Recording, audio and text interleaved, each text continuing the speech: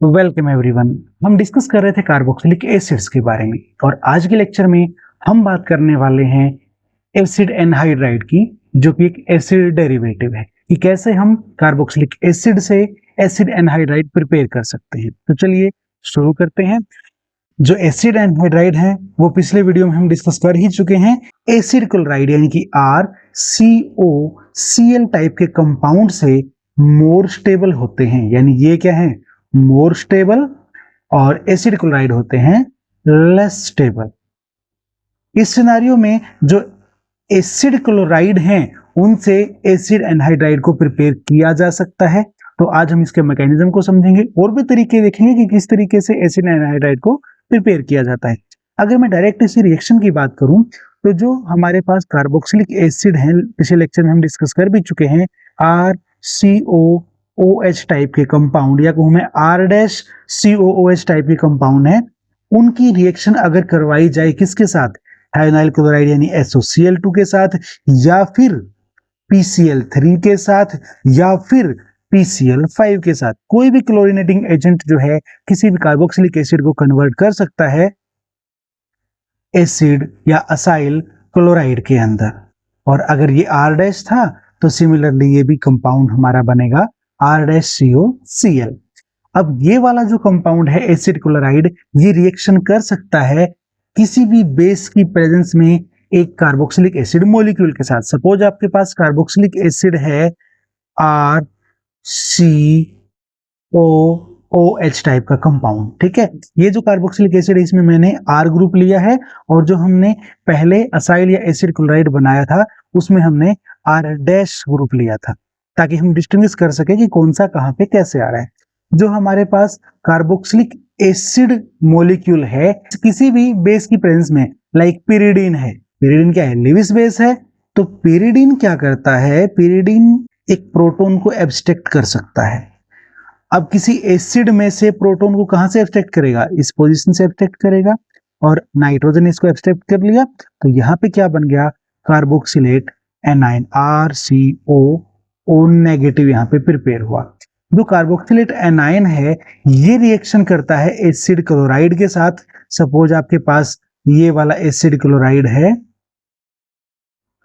तो ये जो नेगेटिव चार्ज है एज ए न्यूक्लियोफाइल ये किस पे अटैक करेगा, इस इलेक्ट्रोफिलिक सेंटर पे अटैक करेगा। जैसे इलेक्ट्रोफिलिक सेंटर पे अटैक करेगा ये इलेक्ट्रॉन ऑक्सीजन की तरफ जाएंगे, पाई इलेक्ट्रॉन, और क्या बनेगा यहाँ पे बनेगा RC डबल बॉन्ड O, ये कार्बोनिल का वो कार्बन जिससे R ग्रुप आगे अटैच होएगा, O नेगेटिव हो गया यहाँ पे, R- यहाँ पे है, और Cl इसके साथ यहाँ पे।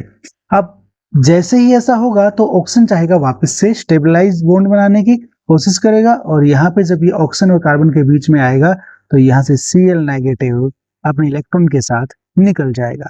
ऐसा होते ही हमारा फाइनल प्रोडक्ट आ जाएगा जो कि है acid anhydride RC double bond O C double bond O R-। तो ये हमारा फाइनल प्रोडक्ट बन गया एसिड एनहाइड्राइड।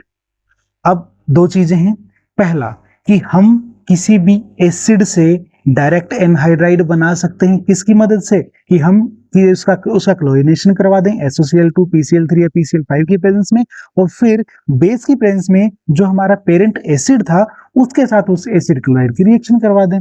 या फिर हमारे पास कोई एसिड क्लोराइड है, हम उसकी रिएक्शन किसी एसिड के साथ करवा दें बेस की प्रेजेंस में, तो हमारा जो एसिड एनहाइड्राइड है वो प्रिपेयर हो जाएगा। इसके अलावा एक और मेथड है जो है डिहाइड्रेशन। डिहाइड्रेशन मेथड में क्या होता है, सपोज आपके पास है RCOOH टाइप कंपाउंड और आपने करवा दिया इसका डिहाइड्रेशन, ठीक है, ये हीट करने से या P2O5 के प्रेजेंस में हो जाता है। तो यहाँ पे क्या होगा, RCOOCOR ऐसे कंपाउंड हमें मिलते हैं। कैसे मिला ये, एक्चुअली में क्या हुआ कि दो कार्बोक्सिलिक एसिड मॉलिक्यूल जो हैं वो डिहाइड्रेट होते हैं RCOOH, और यहां से क्या निकल जाता है, वाटर निकल जाता है। तो इससे क्या बन गया है, एनहाइड्राइड। इवन जो हमारे एरोमेटिक कंपाउंड हैं और जो एडजेसेंट पोजीशन के ऊपर दो COOH ग्रुप हों, जैसे हमने यहाँ पे क्या लिया है, थैलिक एसिड लिया है, तो थैलिक एसिड को जब P2O5 की प्रेजेंस में हीट किया जाता है तो ये डिहाइड्रेट हो जाता है, और डिहाइड्रेट होके यहाँ पे जो है एनहाइड्राइड प्रिपेयर हो जाता है, दिस एंड दिस, ये बन गया थैलिक एनहाइड्राइड। यानी कि अगर एडजेसेंट पोजीशन के ऊपर कार्बोक्सिलिक एसिड ग्रुप हैं तो वहां से भी हम एरोमेटिक कंपाउंड में भी डिहाइड्रेशन करवा के एनहाइड्राइड बना सकते हैं। बाकी जो भी नॉर्मली कंपाउंड है, एरोमेटिक नहीं भी है, तो भी दो मॉलिक्यूल मिलकर जो है फाइनली क्या है, एसिड एनहाइड्राइड प्रिपेयर कर सकते हैं। तो ये था preparation of acid anhydride from the acid और कार्बोनाइल क्लोराइड्स। उम्मीद है आपको समझ आया होगा। आज की वीडियो में इतना ही, मिलते हैं अगले वीडियो में।